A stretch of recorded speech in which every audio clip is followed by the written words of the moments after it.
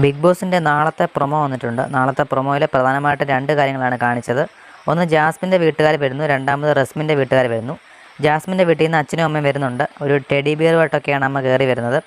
ജാസ്മിനെ വന്ന് കെട്ടിപ്പിടിക്കുന്നുണ്ട്, ജാസ്മിനും തിരിച്ചും കെട്ടിപ്പിടിക്കുന്നുണ്ട്. അച്ഛനും അമ്മയും നല്ല സ്നേഹപ്രകടനത്തിലാണ്. ജാസ്മിൻ പേടിച്ചിരിക്കുമായിരുന്നു, വീട്ടുകാർ വരുമോ വരത്തില്ല എന്നുള്ളൊരു പേടിയിലായിരുന്നു. കാരണം എന്തെങ്കിലും ഇഷ്യൂസ് വല്ലതും ഉണ്ടോ എന്ന് അറിയാതെ ഇങ്ങനെ നിൽക്കുമായിരുന്നു. പിന്നെ ജാസ്മിന് വീട്ടുകാരുണ്ടെന്നൊരു മാല ജാസ്മിന് സമ്മാനിക്കുന്നുണ്ട്. ഒരു സ്വർണ്ണമാലയാണെന്ന് തോന്നുന്നു.